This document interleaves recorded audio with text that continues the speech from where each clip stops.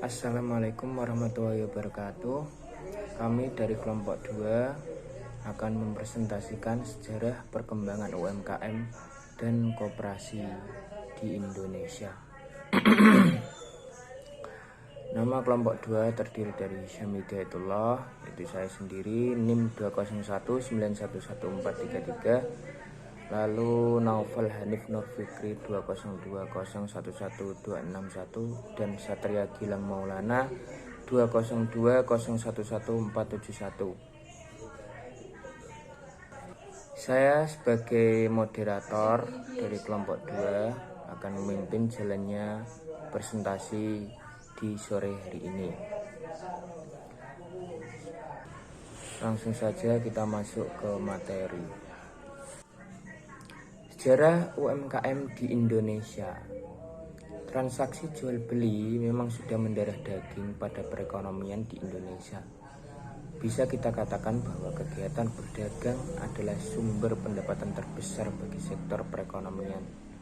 Saat ini kehadiran UMKM yang bergiat membangun perekonomian dapat dikatakan berhasil, sebab berdasarkan data Kementerian Koperasi dan UKM RI melaporkan bahwa secara jumlah unit UMKM memiliki pangsa sekitar 99,99%, 62,9 juta unit dari total keseluruhan pelaku usaha di Indonesia tahun 2017, dan setidaknya sudah membantu menyerap sekitar 97% tenaga kerja nasional. Usaha mikro, kecil, dan menengah yaitu UMKM ini merupakan poin krusial yang memiliki kontribusi sangat besar perekonomian negara.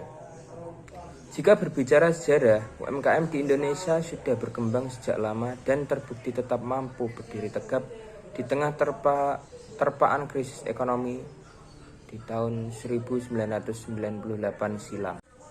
Presentasi yang selanjutnya akan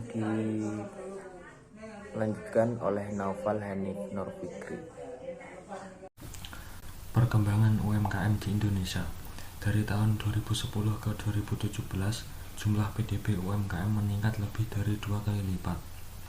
Jumlah total unit UMKM di Indonesia saat ini pun telah mencapai sekitar 62,9 juta unit yang tersebar di berbagai sektor. Sekitar 99,9% usaha di Indonesia merupakan UMKM. Kementerian Koperasi dan Usaha Kecil dan Menengah juga mencatat jumlah UMKM yang sudah masuk ke dalam ekosistem digital mencapai 12 juta lebih per Juni 2021, atau baru 19% dari UMKM nasional. Pemerintah sendiri menargetkan sebanyak 30 juta pelaku UMKM untuk masuk ke dalam ekosistem digital pada tahun 2024. Faktor-faktor yang mempengaruhi perkembangan UMKM di Indonesia. Ada 6 aspek yang mempengaruhi perkembangan usaha kecil, yaitu 1. Sumber daya manusia, 2. Produksi atau operasional, 3. Finansial, 4. Pemasaran, 5. Kemitraan, 6. Infrastruktur dan regulasi. Sejarah koperasi di Indonesia. Di Indonesia, koperasi mulai diperkenalkan oleh seorang pamong Praja Patih R. Arya Wirya Atmaja pada tahun 1896. Ide awalnya adalah ketika Patih melihat banyak pegawai negeri tersiksa karena banyak dari mereka yang terjerat oleh para rentenir yang memberikan pinjaman dengan bunga tinggi. Terima kasih untuk Naufal Hanif Nur Fikri. Presentasi yang selanjutnya akan dilanjutkan oleh Satria Gilang Maulana. Pada Satria Gilang Maulana, kami persilahkan. Perkembangan koperasi di Indonesia. Citra koperasi juga belum kunjung membaik. Banyak koperasi hanya sekedar papan nama yang berdiri sekedar memanfaatkan kemudahan persyaratan.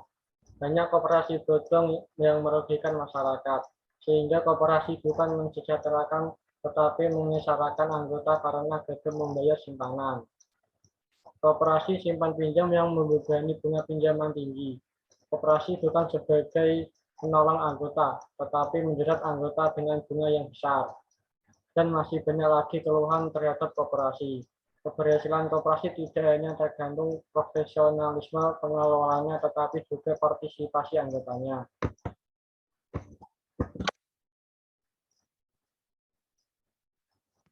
Faktor yang mempengaruhi perkembangan koperasi di Indonesia. 1. Perencanaan. Dengan perencanaan ini, maka akan terlihat bagaimana masalah yang akan dihadapi, sebagai besar hasil yang akan didapat, serta kendala-kendala apa yang akan terjadi. 2. Pengorganisasian. Tujuan dari pengorganisasi ini adalah untuk mengelompokkan kegiatan, sumber daya manusia, dan sumber daya lainnya yang dimiliki koperasi agar pelaksanaan dari suatu rencana dapat dicapai secara efektif dan efisien. 3. Pengarahan. Organisasi yang sudah ada, struktur yang sudah ada, serta sumber daya manusia yang sudah tersedia tidak mungkin dapat bekerja dengan maksimal. Dengan adanya suatu pengarah, semua karyawan yang ada bekerja dalam suatu arahan, sehingga tidak berjalan sendiri-sendiri. 4. Pengawasan. Pengawasan merupakan suatu upaya yang sistematis untuk menetapkan standar prestasi dengan sasaran-sasaran. Dengan adanya sasaran-sasaran, maka kegiatan koperasi dapat berjalan seperti diharapkan bersama. Terima kasih. Selanjutnya akan saya kembalikan kepada moderator. Terima kasih. Dari kami kelompok 2 akan membuka pertanyaan tentang sejarah dan perkembangan UMKM dan koperasi di Indonesia. Mungkin hanya itu dari kami kelompok 2. Untuk kurang dan lebihnya mohon maaf.